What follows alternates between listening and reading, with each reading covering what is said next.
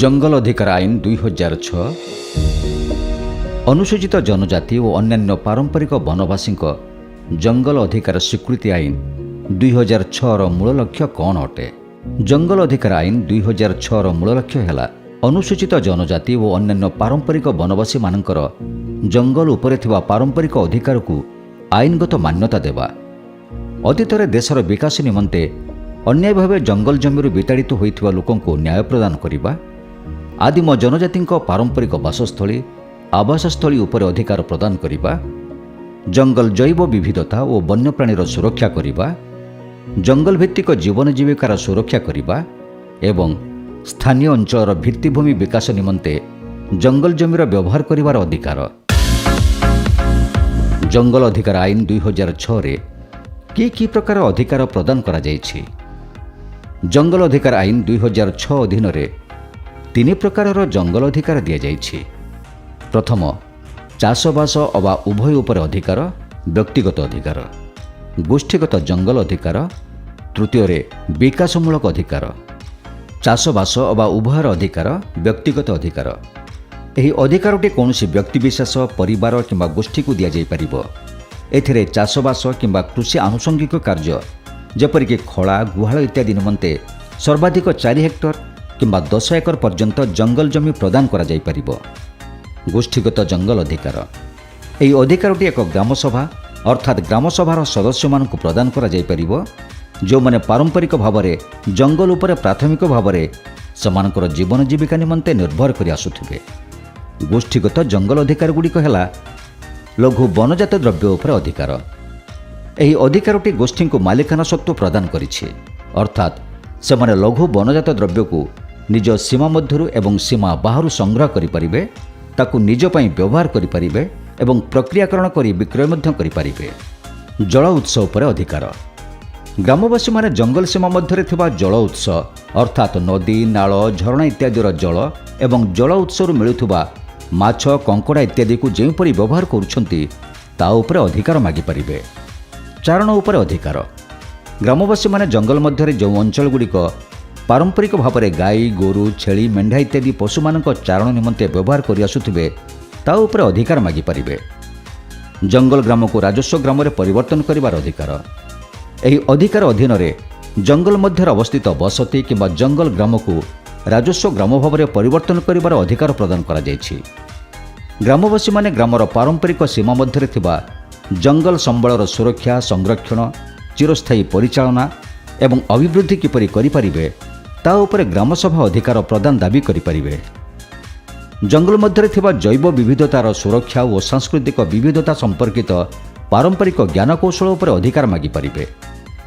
ଆଦିମ ଜନଜାତି ଏବଂ ପ୍ରାକ୍ କୃଷିଜୀବୀ ସମ୍ପ୍ରଦାୟମାନଙ୍କର ପାରମ୍ପରିକ ବାସସ୍ଥଳୀ ଆବାସସ୍ଥଳୀ ଉପରେ ଅଧିକାର ପ୍ରଦାନ କରାଯାଇଛି। ଅନ୍ୟାନ୍ୟ ପାରମ୍ପରିକ ଅଧିକାର ଯଥା ଜଙ୍ଗଲ ମଧ୍ୟରେ ଥିବା ପୂଜାସ୍ଥଳୀ, ବ୍ୟବହୃତ ହେଉଥିବା ପାଦଚଲା ଜଙ୍ଗଲ ରାସ୍ତା ଇତ୍ୟାଦି ମଧ୍ୟ ଗୋଷ୍ଠୀଗତ ଅଧିକାରର ଅନ୍ତର୍ଭୁକ୍ତ। ବିକାଶମୂଳକ ଅଧିକାର। ପ୍ରଚଳିତ ଜଙ୍ଗଲ ସଂରକ୍ଷଣ ଆଇନ 1980ର ପ୍ରାବଧାନ ସତ୍ତ୍ୱେ ସରକାରଙ୍କ ଦ୍ୱାରା ପରିଚାଳିତ ନିମ୍ନୋକ୍ତ ସୁବିଧା ସୁଯୋଗ ନିମନ୍ତେ କେନ୍ଦ୍ର ସରକାର ଜଙ୍ଗଲ ଜମିକୁ ଅଣଜଙ୍ଗଲ ଜମିରେ ପରିବର୍ତ୍ତନ କରିପାରିବେ, ଯେଉଁଥିରେ ଜଙ୍ଗଲ ଜମିର ପରିମାଣ 1 ହେକ୍ଟରରୁ କମ୍ ହୋଇଥିବ ଏବଂ ହେକ୍ଟର ପିଛା 75ଟି ଗଛରୁ ଅଧିକ କଟାଯିବ ନାହିଁ। ଏହି ଉନ୍ନତିମୂଳକ ଯୋଜନା ପାଇଁ ଏହା ଗ୍ରାମସଭା ଦ୍ୱାରା ଅନୁମୋଦନ ହୋଇଥିବ। ଉନ୍ନତିମୂଳକ ଯୋଜନାଗୁଡ଼ିକ ହେଲା ସ୍କୁଲ, ଡାକ୍ତରଖାନା, ଅଙ୍ଗନବାଡ଼ି, ସୁଲଭ ମୂଲ୍ୟ ଦୋକାନ, ଗୋଷ୍ଠୀ କେନ୍ଦ୍ର, ଜଳଭଣ୍ଡାର ଏବଂ କ୍ଷୁଦ୍ର ଜଳାଶୟ, ପାନୀୟ ଜଳ ଯୋଗାଣ ଏବଂ ପାଣି ପାଇପ୍ ସଂଯୋଗ, କ୍ଷୁଦ୍ର ଜଳସେଚନ କେନାଲ, ବିଦ୍ୟୁତ୍ ଏବଂ ଦୂରସଞ୍ଚାର, ଅଣପାରମ୍ପରିକ ଶକ୍ତି ଉତ୍ସ, ତାଲିମ କେନ୍ଦ୍ର, ରାସ୍ତା, ଜଳ କିମ୍ବା ବର୍ଷା ଜଳ ସଂରକ୍ଷଣ ପ୍ରକଳ୍ପ। ଜଙ୍ଗଲ ଅଧିକାର ଆଇନ ଅଧୀନରେ କେଉଁ ଅଧିକାର ଦିଆଯାଇ ନାହିଁ? କୌଣସି ପ୍ରଜାତିର ବନ୍ୟଜନ୍ତୁଙ୍କ ଶିକାର କରିବା, ଫାଶ ପକାଇବା କିମ୍ବା ସେମାନଙ୍କ ଶରୀରରୁ କୌଣସି ଅଙ୍ଗକୁ କାଢ଼ି ନେବା କିମ୍ବା ଅଣ୍ଡା ସଂଗ୍ରହ କରିବା ଇତ୍ୟାଦି ଅଧିକାର ଏହି ଆଇନ ଅଧୀନରେ ପ୍ରଦାନ କରାଯାଇ ନାହିଁ। ଜଙ୍ଗଲ ଅଧିକାର ପାଇବା ନିମନ୍ତେ କ'ଣ କ'ଣ ଯୋଗ୍ୟତା ଥିବା ଆବଶ୍ୟକ? ଏହି ଜଙ୍ଗଲ ଅଧିକାର ଆଇନ ଅଧୀନରେ 2ଟି ଗୋଷ୍ଠୀଙ୍କୁ ଅଧିକାର ପ୍ରଦାନ କରାଯାଇଛି। ବନନିବାସୀ ଅନୁସୂଚିତ ଜନଜାତି ଏବଂ ଅନ୍ୟାନ୍ୟ ପାରମ୍ପରିକ ବନବାସୀ। ବନବାସୀ ଅନୁସୂଚିତ ଜନଜାତିଙ୍କ ନିମନ୍ତେ ଯୋଗ୍ୟତା।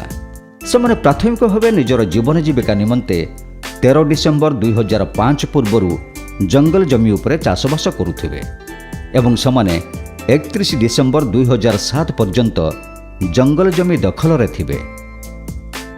ଅନ୍ୟାନ୍ୟ ପାରମ୍ପରିକ ବନବାସୀଙ୍କ ନିମନ୍ତେ ଯୋଗ୍ୟତା।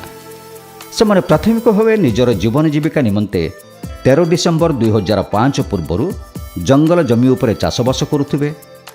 ସେମାନେ 31 ଡିସେମ୍ବର 2007 ପର୍ଯ୍ୟନ୍ତ ଜଙ୍ଗଲ ଜମି ଦଖଲରେ ଥିବେ ଏବଂ ସେମାନେ 31 ଡିସେମ୍ବର 1930 ମସିହା ପୂର୍ବରୁ ଅର୍ଥାତ୍ 75 ବର୍ଷ ହେବ ସେ କିମ୍ବା ତାଙ୍କର ବଂଶଧର ସେହି ଗ୍ରାମରେ ବସବାସ କରି ଆସୁଥିବେ। ଜଙ୍ଗଲ ଅଧିକାର ପାଇବା ନିମନ୍ତେ ବିଧି ଓ ବ୍ୟବସ୍ଥା। ବ୍ୟକ୍ତିଗତ ଅଧିକାର ପାଇବା ନିମନ୍ତେ ପ୍ରକ୍ରିୟା। ଗ୍ରାମସଭାରେ ଜଙ୍ଗଲ ଅଧିକାର କମିଟି ଗଠନ କରାଯାଇ ଦାବିପତ୍ର ଆହ୍ୱାନ କରାଯିବ। ଦାବିଦାରମାନଙ୍କ ଦ୍ୱାରା ଦାବି ପୂରଣ କରାଯାଇ ଅତି କମ୍ରେ ଉପଯୁକ୍ତ 2ଟି ପ୍ରମାଣ ସହିତ ଜଙ୍ଗଲ ଅଧିକାର ନିକଟରେ ଦାବିପତ୍ର ଦାଖଲ କରାଯିବ। ଜଙ୍ଗଲ ଅଧିକାର କମିଟି ସମସ୍ତ ଦାବିପତ୍ର ପାଇଲା ପରେ ଏକ ଯାଞ୍ଚ ତାରିଖ ନିର୍ଦ୍ଧାରଣ କରି ସେହି ତାରିଖରେ ଉପସ୍ଥିତ ରହିବା ନିମନ୍ତେ ଦାବିଦାର ଏବଂ ସମ୍ପୃକ୍ତ ଅଧିକାରୀମାନଙ୍କୁ ସୂଚନା ପ୍ରଦାନ କରିବ।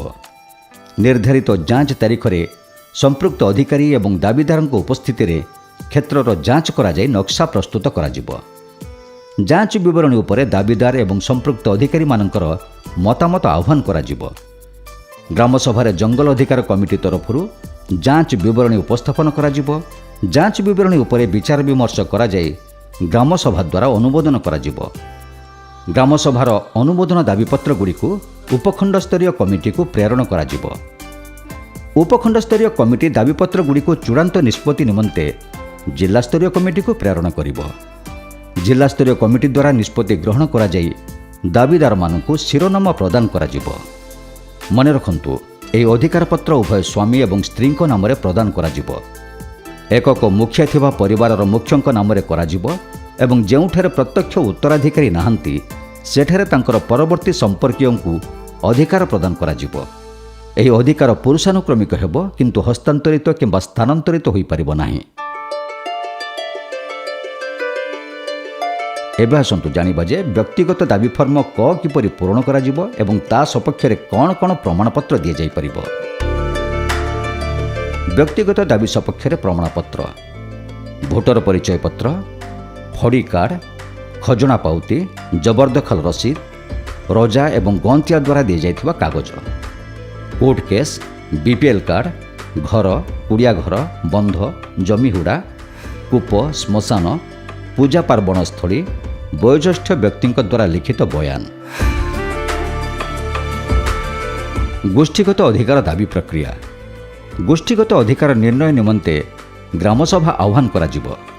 ଗ୍ରାମସଭାରେ ବିଚାର ବିମର୍ଶ କରାଯାଇ ଗୋଷ୍ଠୀଗତ ଦାବି ନିରୂପଣ ଏବଂ ଗୋଷ୍ଠୀ ଜଙ୍ଗଲ ସମ୍ବଳର ସୀମା ନିର୍ଦ୍ଧାରଣ ନିମନ୍ତେ ତାରିଖ ଧାର୍ଯ୍ୟ କରାଯିବ। ଧାର୍ଯ୍ୟ ତାରିଖରେ ଗୋଷ୍ଠୀ ଜଙ୍ଗଲ ସମ୍ବଳର ସୀମା ନିର୍ଦ୍ଧାରଣ କରାଯାଇ ମାନଚିତ୍ର ପ୍ରସ୍ତୁତ କରାଯିବ। ଯଦି ଗ୍ରାମର ଗୋଷ୍ଠୀ ଜଙ୍ଗଲ ସମ୍ବଳ ଉପରେ ପଡ଼ୋଶୀ ଗ୍ରାମ କିମ୍ବା ଅନ୍ୟ କୌଣସି ଗ୍ରାମର ପାରମ୍ପରିକ ବ୍ୟବହାର ରହିଥାଏ ତେବେ ସେହି କ୍ଷେତ୍ରରେ ସେହି ଗ୍ରାମଗୁଡ଼ିକ ସହିତ ଯୁଗ୍ମ ବୈଠକ ନିମନ୍ତେ ତାରିଖ ଧାର୍ଯ୍ୟ କରାଯିବ। ଧାର୍ଯ୍ୟ ତାରିଖରେ ଗ୍ରାମଗୁଡ଼ିକର ଯୁଗ୍ମ ବୈଠକ କରାଯାଇ ସେମାନଙ୍କର ମତାମତ ଆହ୍ୱାନ କରାଯିବ ଏବଂ ଉକ୍ତ ସଭାର ବିବରଣୀର ଏକ ନକଲ ସମ୍ପୃକ୍ତ ଗ୍ରାମଗୁଡ଼ିକୁ ପ୍ରେରଣ କରାଯିବ। ଗୋଷ୍ଠୀଗତ ଅଧିକାର ଏବଂ ଗୋଷ୍ଠୀ ଜଙ୍ଗଲ ସମ୍ବଳର ଦାବିପତ୍ର ଯାଞ୍ଚ ନିମନ୍ତେ ଯାଞ୍ଚ ତାରିଖ ଧାର୍ଯ୍ୟ କରାଯାଇ ରାଜସ୍ୱ ଏବଂ ଜଙ୍ଗଲ ବିଭାଗର ସମ୍ପୃକ୍ତ ଅଧିକାରୀଙ୍କୁ ସୂଚନା ପ୍ରଦାନ କରାଯିବ। ଧାର୍ଯ୍ୟ ତାରିଖରେ ସମ୍ପୃକ୍ତ ଅଧିକାରୀମାନଙ୍କ ଦ୍ୱାରା ଦାବିପତ୍ର ଓ ନକ୍ସା ଯାଞ୍ଚ କରାଯାଇ ଯାଞ୍ଚ ବିବରଣୀ ପ୍ରସ୍ତୁତ କରାଯିବ ଏବଂ ଉକ୍ତ ବିବରଣୀରେ ସମ୍ପୃକ୍ତ ଅଧିକାରୀମାନଙ୍କ ପଦବୀର ନାମ ଏବଂ ଯଦି କିଛି ମନ୍ତବ୍ୟ ଥାଏ ତେବେ ତାହା ଲେଖାଯାଇ ସେମାନଙ୍କର ଦସ୍ତଖତ କରାଯାଇଥିବ। ଯାଞ୍ଚ ବିବରଣୀ ଉପରେ ମତାମତ ଆହ୍ୱାନ କରାଯାଇ ଚୂଡ଼ାନ୍ତ ଗ୍ରାମସଭା ନିମନ୍ତେ ତାରିଖ ଧାର୍ଯ୍ୟ କରାଯିବ। ଧାର୍ଯ୍ୟ ତାରିଖରେ ଗ୍ରାମସଭା ବୈଠକ ଅନୁଷ୍ଠିତ କରାଯାଇ ଜଙ୍ଗଲ ଅଧିକାର କମିଟି ଗ୍ରାମସଭାରେ ଦାବିପତ୍ର, ନକ୍ସା ଏବଂ ଯାଞ୍ଚ ବିବରଣୀ ପ୍ରସ୍ତୁତ କରିବେ। ଗ୍ରାମରେ ବିଚାର ବିମର୍ଶ କରାଯାଇ ଦାବିପତ୍ରକୁ ଗ୍ରାମସଭା ଦ୍ୱାରା ଅନୁମୋଦନ କରାଯିବ। ଗ୍ରାମସଭାର ଅନୁମୋଦନ ଦାବିପତ୍ରକୁ ଏହାର ସମସ୍ତ ସଂକଳ୍ପନାମା ସହିତ ଉପଖଣ୍ଡ ସ୍ତରୀୟ କମିଟିକୁ ପ୍ରେରଣ କରାଯିବ। ଉପଖଣ୍ଡସ୍ତରୀୟ କମିଟି ଦାବିପତ୍ରଗୁଡ଼ିକୁ ଚୂଡ଼ାନ୍ତ ନିଷ୍ପତ୍ତି ନିମନ୍ତେ ଜିଲ୍ଲାସ୍ତରୀୟ କମିଟିକୁ ପ୍ରେରଣ କରିବ। ଜିଲ୍ଲାସ୍ତରୀୟ କମିଟି ଦ୍ୱାରା ନିଷ୍ପତ୍ତି ଗ୍ରହଣ କରାଯାଇ ଗ୍ରାମସଭାକୁ ଶିରୋନାମା ପ୍ରଦାନ କରାଯିବ। ମନେ ରଖନ୍ତୁ, ଗୋଷ୍ଠୀଗତ ଅଧିକାର ପାଇବା ପାଇଁ ଫର୍ମ ଖ ଏବଂ ଗୋଷ୍ଠୀ ଜଙ୍ଗଲ ସମ୍ବଳର ସୁରକ୍ଷା, ସଂରକ୍ଷଣ ଏବଂ ପରିଚାଳନା ନିମନ୍ତେ ଫର୍ମ ଗ ଦାବି କରିବେ। ଯେଉଁମାନଙ୍କର ନିଜସ୍ୱ ଗ୍ରାମରେ ଜଙ୍ଗଲ ନାହିଁ କିନ୍ତୁ ଅନ୍ୟ କୌଣସି ଗାଁର ଜଙ୍ଗଲ ଉପରେ ସେମାନେ ତାଙ୍କର ଜୀବନ ଜୀବିକା ପାଇଁ ପାରମ୍ପରିକ ଭାବରେ ବ୍ୟବହାର କରି ଆସୁଛନ୍ତି, ସେମାନେ ବ୍ୟବହାରିକ ଅଧିକାର ନିମନ୍ତେ ଫର୍ମ ଖରେ ଦାବି କରିବେ। କିନ୍ତୁ ଯେଉଁମାନଙ୍କର ନିଜସ୍ୱ ଗ୍ରାମରେ ଜଙ୍ଗଲ ରହିଛି ଏବଂ ସେମାନେ ପାରମ୍ପରିକ ଭାବରେ ଉକ୍ତ ଜଙ୍ଗଲକୁ ବ୍ୟବହାର କରିବା ସହିତ ସୁରକ୍ଷା, ସଂରକ୍ଷଣ ଏବଂ ପରିଚାଳନା କରି ଆସୁଛନ୍ତି, ସେମାନେ ଫର୍ମ ଖ ଏବଂ ଫର୍ମ ଗ ଉଭୟ ଦାବି କରିବେ। ପ୍ରକାଶ ଥାଉ କି ଗୋଷ୍ଠୀଗତ ଅଞ୍ଚଳ ଏବଂ ଗୋଷ୍ଠୀ ଜଙ୍ଗଲ ଅଞ୍ଚଳ ଏକ ନିର୍ଦ୍ଦିଷ୍ଟ ପରିମାଣର ଅଞ୍ଚଳ ଉପରେ ଦିଆଯିବ ନାହିଁ, ବରଂ ତା'ର ପାରମ୍ପରିକ ସୀମା ଆଧାରରେ ପ୍ରଦାନ କରାଯିବ। ଏବେ ଆସନ୍ତୁ ଜାଣିବା ଗୋଷ୍ଠୀଗତ ଦାବି ଫର୍ମ ଖ ଏବଂ ଗୋଷ୍ଠୀଗତ ଜଙ୍ଗଲ ସମ୍ବଳ ଅଧିକାର ଦାବି ଫର୍ମ ଗ କିପରି ପୂରଣ କରାଯିବ ଏବଂ ତା ସପକ୍ଷରେ କ'ଣ କ'ଣ ପ୍ରମାଣ ଲଗାଯାଇପାରିବ। ଗୋଷ୍ଠୀଗତ ଓ ଗୋଷ୍ଠୀ ଜଙ୍ଗଲ ସମ୍ବଳ ସପକ୍ଷରେ ପ୍ରମାଣପତ୍ର: ନିସ୍ତାର ପତ୍ର, ଗ୍ରାମର ଭୋଟର ତାଲିକା, ପାରମ୍ପରିକ ଗୋଚର ଜମି, ମୂଳ ଓ କନ୍ଦା ସଂଗ୍ରହ ପାଇଁ ଜମି, ଗୋଖାଦ୍ୟ, ଖାଦ୍ୟଯୋଗ୍ୟ ବନ୍ୟଫଳ ଏବଂ ଅନ୍ୟାନ୍ୟ ଲଘୁ ବନଜାତ ଦ୍ରବ୍ୟ, ମାଛଧରା ସ୍ଥାନ, ଜଳସେଚନ ପ୍ରଣାଳୀ, ମନୁଷ୍ୟ ଓ ପ୍ରାଣୀମାନଙ୍କ ବ୍ୟବହାର ନିମନ୍ତେ ଜଳର ଉତ୍ସ ଓ ବୈଦ୍ୟମାନଙ୍କର ଔଷଧୀୟ ବୃକ୍ଷ ସଂଗ୍ରହସ୍ଥଳୀ ଇତ୍ୟାଦି ଦର୍ଶାଇ ଗ୍ରାମର ସମ୍ବଳ ମାନଚିତ୍ର। ଗୋଷ୍ଠୀ କେନ୍ଦ୍ର ଅବା ପୁରାତନ ଅବଶିଷ୍ଟାଂଶ, ପବିତ୍ର ବୃକ୍ଷ ସମୂହ, ତୋଟା, ପୁଷ୍କରିଣୀ, ଶ୍ମଶାନ ଇତ୍ୟାଦି। ଜଙ୍ଗଲ ଅଧିକାର ଆଇନ ଅଧୀନରେ କ'ଣ କ'ଣ ଆନୁଷ୍ଠାନିକ ବିଧି ବ୍ୟବସ୍ଥା ରହିଛି? ଜଙ୍ଗଲ ଅଧିକାର ଆଇନର କାର୍ଯ୍ୟକାରିତା ନିମନ୍ତେ ବିଭିନ୍ନ ସ୍ତରରେ ବିଭିନ୍ନ ପ୍ରକାରର କମିଟି ରହିଛି। ସେଗୁଡ଼ିକ ହେଲା ଗ୍ରାମସ୍ତରରେ ଗ୍ରାମସଭା ଓ ଜଙ୍ଗଲ ଅଧିକାର କମିଟି, ଉପଖଣ୍ଡ ସ୍ତରରେ ଉପଖଣ୍ଡୀୟ ଜଙ୍ଗଲ ଅଧିକାର କମିଟି, ଜିଲ୍ଲା ସ୍ତରରେ ଜିଲ୍ଲାସ୍ତରୀୟ ଜଙ୍ଗଲ ଅଧିକାର କମିଟି, ରାଜ୍ୟସ୍ତରରେ ଉପରୋକ୍ତ କମିଟିଗୁଡ଼ିକର କାର୍ଯ୍ୟକଳାପକୁ ତଦାରଖ ନିମନ୍ତେ ରାଜ୍ୟସ୍ତରୀୟ ତଦାରଖ କମିଟି ରହିଛି। ଗ୍ରାମସଭା ଓ ଜଙ୍ଗଲ ଅଧିକାର କମିଟିର ଗଠନ ଏବଂ କାର୍ଯ୍ୟ: ଗ୍ରାମର ସମସ୍ତ ସାବାଳକ ଏବଂ ସାବାଳିକାମାନଙ୍କୁ ନେଇ ଗ୍ରାମସଭା ଗଠିତ। ଏଠାରେ ପଲ୍ଲୀସଭାକୁ ଗ୍ରାମସଭାର ମାନ୍ୟତା ପ୍ରଦାନ କରାଯାଇଛି। ଗ୍ରାମସଭାର କୋରମ୍ ମୋଟ ଭୋଟର ସଂଖ୍ୟାର 50% ହୋଇଥିବା ଆବଶ୍ୟକ ଏବଂ ସେଥିରେ 1/3 ମହିଳା ରହିବା ଅନିବାର୍ଯ୍ୟ। ଅଧିକାର ସମ୍ବନ୍ଧୀୟ ନିଷ୍ପତ୍ତି ସମୟରେ ଉକ୍ତ ବୈଠକରେ ଅତି କମ୍ରେ 50% ଦାବିଦାର କିମ୍ବା ସେମାନଙ୍କର ପ୍ରତିନିଧି ଉପସ୍ଥିତ ରହିବା ଆବଶ୍ୟକ। ଗ୍ରାମସଭାର କାର୍ଯ୍ୟ: ଗ୍ରାମସଭାର ସଦସ୍ୟମାନଙ୍କ ମଧ୍ୟରୁ 10ରୁ 15 ଜଣ ସଦସ୍ୟମାନଙ୍କୁ ନେଇ ଜଙ୍ଗଲ ଅଧିକାର କମିଟି ଗଠିତ କରିବେ, ଯେଉଁଥିରେ ଅତି କମ୍ରେ 1/3 ମହିଳା ଏବଂ 2/3 ଅନୁସୂଚିତ ଜନଜାତି ରହିଥିବେ। ଜଙ୍ଗଲ ଅଧିକାର କମିଟିକୁ ଗ୍ରାମସଭା ତରଫରୁ ଜଙ୍ଗଲ ଅଧିକାର ଦାବି ସମ୍ବନ୍ଧୀୟ କାର୍ଯ୍ୟ କରିବା ନିମନ୍ତେ କ୍ଷମତା ପ୍ରଦାନ କରିବା। ଜଙ୍ଗଲ ଅଧିକାର ଆଇନ ସମ୍ପର୍କରେ ଗ୍ରାମସଭାର ସଦସ୍ୟମାନଙ୍କୁ ସଚେତନ କରାଇବା। ଜଙ୍ଗଲ ଅଧିକାର ଆଇନ ଅଧୀନରେ ଆସିଥିବା ଜଙ୍ଗଲ ଅଧିକାରଗୁଡ଼ିକ ଉପରେ ନିଷ୍ପତ୍ତି ନେଇ ଅନୁମୋଦନ କରିବା। କନ୍ଦଳ, ଦ୍ୱନ୍ଦ୍ୱ ସମାଧାନ କରିବା। ଆପତ୍ତି ଅଭିଯୋଗର ଶୁଣାଣି କରିବା। ସଙ୍କଟାପନ୍ନ ବନ୍ୟପ୍ରାଣୀ ଅଞ୍ଚଳ ସମ୍ପର୍କରେ ଆସିଥିବା ପ୍ରସ୍ତାବକୁ ବିଚାର କରିବା ଓ ନିଷ୍ପତ୍ତି ନେବା। ଧାରା 3(2)ରେ ଥିବା ବିକାଶମୂଳକ କାର୍ଯ୍ୟ ନିମନ୍ତେ ଜଙ୍ଗଲ ଜମିର ବ୍ୟବହାର ସମ୍ପର୍କରେ ନିଷ୍ପତ୍ତି ନେବା। ଜଙ୍ଗଲ ଅଧିକାରଭୁକ୍ତ ଅଞ୍ଚଳରେ ଯଦି ଅଣଜଙ୍ଗଲ କାର୍ଯ୍ୟ ନିମନ୍ତେ ବ୍ୟବହାର ପାଇଁ କୌଣସି ପ୍ରସ୍ତାବ ଆସେ, ସେ ସମ୍ପର୍କରେ ନିଷ୍ପତ୍ତି ନେବା। ଜଙ୍ଗଲ ଅଧିକାର କମିଟିକୁ ଆବଶ୍ୟକୀୟ ସହଯୋଗ ଯୋଗାଇ ଦେବା। ବନ୍ୟପ୍ରାଣୀ, ଜୈବ ବିବିଧତା, ପାରମ୍ପରିକ ଜ୍ଞାନ ଓ କୌଶଳ, ସଂସ୍କୃତିର ସୁରକ୍ଷା କରିବା। ଜଙ୍ଗଲ, ବନ୍ୟପ୍ରାଣୀ, ଜୈବ ବିବିଧତାର ସୁରକ୍ଷା ଓ ସୁପରିଚାଳନା ନିମନ୍ତେ ଜଙ୍ଗଲ ସୁରକ୍ଷା କମିଟି ଗଠନ କରିବା। ଜଙ୍ଗଲ ସୁରକ୍ଷା କମିଟି ଦ୍ୱାରା ପ୍ରସ୍ତୁତ ପରିଚାଳନା ଯୋଜନାକୁ ବିଚାର ବିମର୍ଶ କରି ଅନୁମୋଦନ କରିବା। ଜଙ୍ଗଲ ସୁରକ୍ଷା ଏବଂ ପରିଚାଳନା କମିଟିର କାର୍ଯ୍ୟକୁ ତଦାରଖ କରିବା। ଜଙ୍ଗଲଜାତ ଦ୍ରବ୍ୟର ପରିବହନ ନିମନ୍ତେ ଟିଟି ପରମିଟ୍ ପ୍ରଦାନ କରିବା। ଜଙ୍ଗଲ, ବନ୍ୟପ୍ରାଣୀ, ଜୈବ ବିବିଧତାକୁ କ୍ଷତି ପହଞ୍ଚାଉଥିବା କାର୍ଯ୍ୟକୁ ବନ୍ଦ କରିବା। ସରକାରୀ ଉନ୍ନୟନମୂଳକ ଯୋଜନାରେ ଜଙ୍ଗଲ ଅଧିକାର ଧାରକ ଯେପରି ସାମିଲ ହୋଇପାରିବେ, ସେ ସମ୍ପର୍କରେ ପଦକ୍ଷେପ ନେବା। ମନେ ରଖନ୍ତୁ, ଜଙ୍ଗଲ ଅଧିକାର କମିଟି ଗଠନ କରିବା ନିମନ୍ତେ ଗ୍ରାମ ପଞ୍ଚାୟତ ତରଫରୁ ନୋଟିସ୍ ମାଧ୍ୟମରେ ଗ୍ରାମସଭା ଡକାଯିବ ଏବଂ ଏହାର ପ୍ରଥମ ବୈଠକରେ ଏହାର ସଭ୍ୟ ସଭ୍ୟାଙ୍କୁ ନେଇ ଜଙ୍ଗଲ ଅଧିକାର କମିଟି ଗଠନ କରାଯିବ। ପଲ୍ଲୀସଭାକୁ ଗ୍ରାମସଭାର ମାନ୍ୟତା ପ୍ରଦାନ କରାଯାଇଛି। ତେଣୁ ପରବର୍ତ୍ତୀ ଗ୍ରାମସଭାଗୁଡ଼ିକ ପଞ୍ଚାୟତର ବିନା ନୋଟିସରେ ଅନୁଷ୍ଠିତ ହୋଇପାରିବ। ଉପଖଣ୍ଡସ୍ତରୀୟ ଜଙ୍ଗଲ ଅଧିକାର କମିଟିର ଗଠନ ଓ କାର୍ଯ୍ୟ। ଉପଖଣ୍ଡସ୍ତରୀୟ କମିଟି 6 ଜଣ ସଦସ୍ୟଙ୍କୁ ନେଇ ଗଠିତ, ଯେଉଁଥିରେ 3 ଜଣ ସରକାରୀ ଅଧିକାରୀ ଏବଂ 3 ଜଣ ଲୋକପ୍ରତିନିଧି ରହିଛନ୍ତି। ଉପଖଣ୍ଡସ୍ତରୀୟ କମିଟିର ଅଧ୍ୟକ୍ଷ ଉପଜିଲ୍ଲାପାଳ ଅଟନ୍ତି। ସେଥିରେ ଉପଖଣ୍ଡ ଦାୟିତ୍ୱରେ ଥିବା ଜଙ୍ଗଲ ଅଧିକାରୀ ଜଣେ ସଦସ୍ୟ ଏବଂ ଉପଖଣ୍ଡ ଜଙ୍ଗଲ ଅଧିକାରୀ ସମ୍ପାଦକ ରୂପେ କାର୍ଯ୍ୟନିର୍ବାହ କରିଥାନ୍ତି। ଜନପ୍ରତିନିଧି ଭାବରେ ଜିଲ୍ଲା ପଞ୍ଚାୟତ ଦ୍ୱାରା ମନୋନୀତ ହୋଇଥିବା 3 ଜଣ ପଞ୍ଚାୟତ ସମିତି ସଭ୍ୟ ଅଟନ୍ତି। ଜନପ୍ରତିନିଧି ଭାବରେ ଜିଲ୍ଲା ପଞ୍ଚାୟତ ଦ୍ୱାରା ମନୋନୀତ ହୋଇଥିବା 3 ଜଣ ପଞ୍ଚାୟତ ସମିତି ସଭ୍ୟ ଅଟନ୍ତି, ଯେଉଁମାନଙ୍କ ମଧ୍ୟରୁ ଅତି କମ୍ରେ 2 ଜଣ ଅନୁସୂଚିତ ଜନଜାତିର ହୋଇଥିବେ ଓ ଜଙ୍ଗଲ ଉପରେ ସ୍ୱାଭାବିକ ଭାବରେ ନିର୍ଭରଶୀଳ ହୋଇଥିବେ। ଯେଉଁଠାରେ ଅନୁସୂଚିତ ଜନଜାତିର ସଭ୍ୟ ନଥିବେ, ସେଠାରେ 2 ଜଣ ସଭ୍ୟା ମୂଳତଃ ଅନ୍ୟାନ୍ୟ ପାରମ୍ପରିକ ବନବାସୀ ହୋଇଥିବେ ଏବଂ ତନ୍ମଧ୍ୟରୁ ଜଣେ ମହିଳା ସଭ୍ୟା ହୋଇଥିବେ। ଉପଖଣ୍ଡସ୍ତରୀୟ କମିଟିର କାର୍ଯ୍ୟ।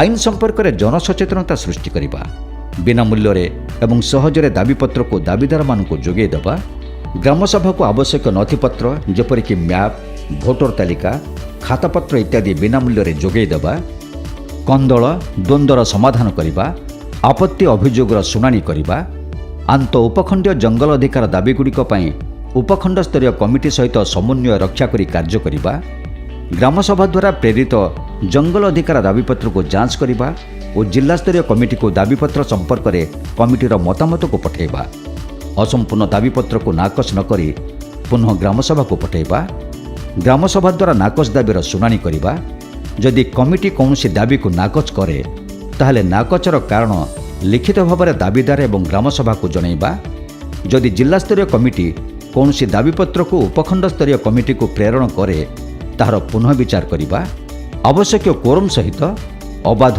ମୁକ୍ତ ଓ ଉପଯୁକ୍ତ ଢଙ୍ଗରେ ଗ୍ରାମସଭା ବୈଠକଗୁଡ଼ିକର ପରିଚାଳନା ସୁନିଶ୍ଚିତ କରିବା। ଜିଲ୍ଲାସ୍ତରୀୟ ଜଙ୍ଗଲ ଅଧିକାର କମିଟିର ଗଠନ ଓ କାର୍ଯ୍ୟ। ଜିଲ୍ଲାସ୍ତରୀୟ କମିଟି 6 ଜଣ ସଦସ୍ୟଙ୍କୁ ନେଇ ଗଠିତ, ଯେଉଁଥିରେ 3 ଜଣ ସରକାରୀ ଅଧିକାରୀ ଏବଂ 3 ଜଣ ଲୋକପ୍ରତିନିଧି ରହିଛନ୍ତି। ଜିଲ୍ଲାସ୍ତରୀୟ କମିଟିର ଅଧ୍ୟକ୍ଷ ଜିଲ୍ଲାପାଳ ଅଟନ୍ତି। ସେଥିରେ ବନଖଣ୍ଡ ଅଧିକାରୀ କିମ୍ବା ସମ୍ପୃକ୍ତ ବନ ଉପସଂରକ୍ଷକ ଜଣେ ସଦସ୍ୟ ଏବଂ ଜିଲ୍ଲା ମଙ୍ଗଳ ଅଧିକାରୀ ସମ୍ପାଦକ ରୂପେ କାର୍ଯ୍ୟନିର୍ବାହ କରିଥାନ୍ତି। ଜନପ୍ରତିନିଧି ଭାବରେ ଜିଲ୍ଲା ପଞ୍ଚାୟତ ଦ୍ୱାରା ମନୋନୀତ ହୋଇଥିବା 3 ଜଣ ଜିଲ୍ଲା ପରିଷଦର ସଭ୍ୟ ଅଟନ୍ତି, ଯେଉଁମାନଙ୍କ ମଧ୍ୟରୁ ଅତି କମ୍ରେ 2 ଜଣ ଅନୁସୂଚିତ ଜନଜାତିର ହୋଇଥିବେ ଓ ଜଙ୍ଗଲ ଉପରେ ସ୍ୱାଭାବିକ ଭାବରେ ନିର୍ଭରଶୀଳ ହୋଇଥିବେ। ଯେଉଁଠାରେ ଅନୁସୂଚିତ ଜନଜାତିର ସଭ୍ୟ ନଥିବେ, ସେଠାରେ 2 ଜଣ ସଭ୍ୟା ମୂଳତଃ ଅନ୍ୟାନ୍ୟ ପାରମ୍ପରିକ ବନବାସୀ ହୋଇଥିବେ ଏବଂ ତନ୍ମଧ୍ୟରୁ ଜଣେ ମହିଳା ସଭ୍ୟା ହୋଇଥିବେ। ଜିଲ୍ଲାସ୍ତରୀୟ କମିଟିର କାର୍ଯ୍ୟ। ଗ୍ରାମସଭାକୁ ଆବଶ୍ୟକ ନଥିପତ୍ର ଯଥା ମ୍ୟାପ୍, ଭୋଟର ତାଲିକା, ଖାତାପତ୍ର ଇତ୍ୟାଦି ଓ ସୂଚନା ଅବାଧରେ କିପରି ମିଳିପାରିବ ତାହାକୁ ସୁନିଶ୍ଚିତ କରିବା, ଆଇନର ଉଦ୍ଦେଶ୍ୟକୁ ଦୃଷ୍ଟିରେ ରଖି ସ୍ୱତନ୍ତ୍ର ଭାବେ ଆଦିମ ଜନଜାତି, ଯାଯାବର ଅବା ପଶୁପାଳକ ଶ୍ରେଣୀୟ ସମ୍ପ୍ରଦାୟର ଦାବିଗୁଡ଼ିକ ପରଖିବା, ଉପଖଣ୍ଡସ୍ତରୀୟ କମିଟି ଦ୍ୱାରା ଅନୁମୋଦିତ ଦାବିପତ୍ରକୁ ବିଚାର କରିବା ଏବଂ ତାହା ସମ୍ପର୍କରେ ନିଷ୍ପତ୍ତି ନେବା, ଉପଖଣ୍ଡସ୍ତରୀୟ କମିଟି ଦ୍ୱାରା ନାକଚ ହୋଇଥିବା ଦାବିର ଶୁଣାଣି କରିବା, ଆନ୍ତଃଜିଲ୍ଲା କମିଟି ମଧ୍ୟରେ ସମନ୍ୱୟ ରକ୍ଷା କରି କାର୍ଯ୍ୟ କରିବା, ସ୍ୱୀକୃତିପ୍ରାପ୍ତ ଜଙ୍ଗଲ ଅଧିକାରକୁ ସରକାରୀ ନଥିଭୁକ୍ତ କରିବା ଓ ଖତିଆନର ଏକ ନକଲ ଗ୍ରାମସଭା ଓ ଦାବିଦାରକୁ ପ୍ରଦାନ କରିବା, କମିଟି ଦ୍ୱାରା ଯଦି କୌଣସି ଜଙ୍ଗଲ ଅଧିକାର ଦାବିକୁ ନାକଚ କରାଯାଏ ତାହେଲେ ନାକଚର କାରଣକୁ ନଥିଭୁକ୍ତ କରିବା ଓ ଲିଖିତ ଭାବରେ ଗ୍ରାମସଭାକୁ ଜଣାଇବା, ଜଙ୍ଗଲ ଅଧିକାର ସମ୍ବନ୍ଧୀୟ ଦ୍ୱନ୍ଦ୍ୱ, ଆପତ୍ତି ଅବା ଅଭିଯୋଗର ଶୁଣାଣି କରିବା ଓ ତତ୍ସମ୍ପର୍କିତ ନିଷ୍ପତ୍ତି ନେବା। ଜଙ୍ଗଲ ଅଧିକାର ସମ୍ପର୍କରେ ଜିଲ୍ଲାସ୍ତରୀୟ କମିଟିର ନିଷ୍ପତ୍ତି ଚୂଡ଼ାନ୍ତ ଅଟେ। ଧାରା 3(2)ରେ ଥିବା ବିକାଶମୂଳକ କାର୍ଯ୍ୟ ନିମନ୍ତେ ଜଙ୍ଗଲ ଜମିର ବ୍ୟବହାର ସମ୍ପର୍କିତ ନିଷ୍ପତ୍ତି ନେବା, ସମସ୍ତ ଗ୍ରାମସଭାକୁ ଗୋଷ୍ଠୀ ଜଙ୍ଗଲ ଅଧିକାରକୁ ନିଶ୍ଚିତ କରିବା, ଆଦିମ ଜନଜାତିଙ୍କ ଆବାସସ୍ଥଳୀ ଅଧିକାର ପ୍ରକ୍ରିୟାକୁ ପ୍ରାରମ୍ଭ କରିବା ଓ ଅଧିକାରକୁ ସୁନିଶ୍ଚିତ କରିବା, 13 ଡିସେମ୍ବର 2005 ପୂର୍ବରୁ ବିକାଶମୂଳକ କାର୍ଯ୍ୟ ନିମନ୍ତେ ବାସ ହରାଇଥିବା ଲୋକଙ୍କର ଅଧିକାରକୁ ନିଶ୍ଚିତ କରିବା। ଗ୍ରାମ ପଞ୍ଚାୟତର ଭୂମିକା। ଜଙ୍ଗଲ ଅଧିକାର କମିଟି ଗଠନ ପାଇଁ ନୋଟିସ୍ କରିବା। ଗ୍ରାମ ପଞ୍ଚାୟତର ସମ୍ପାଦକ ଜଙ୍ଗଲ ଅଧିକାର କମିଟିର ପଦପ୍ରଯୁକ୍ତ ସମ୍ପାଦକ ଅଟନ୍ତି। ଜଙ୍ଗଲ ଅଧିକାର ଆଇନ ଅଧୀନରେ ଥିବା ସମସ୍ତ ନଥିପତ୍ରର ଏକକିତା ନକଲ ପଞ୍ଚାୟତ କାର୍ଯ୍ୟାଳୟରେ ରହିବ। ଗ୍ରାମସଭା ଦ୍ୱାରା ଅନୁମୋଦିତ ଜଙ୍ଗଲ ଅଧିକାରର ସମସ୍ତ ନଥିପତ୍ର ଉପଖଣ୍ଡସ୍ତରୀୟ କମିଟିକୁ ପଠାଇବା। ସରକାରୀ ଯୋଜନାରେ ଲୋକଙ୍କୁ ସାମିଲ କରିବା।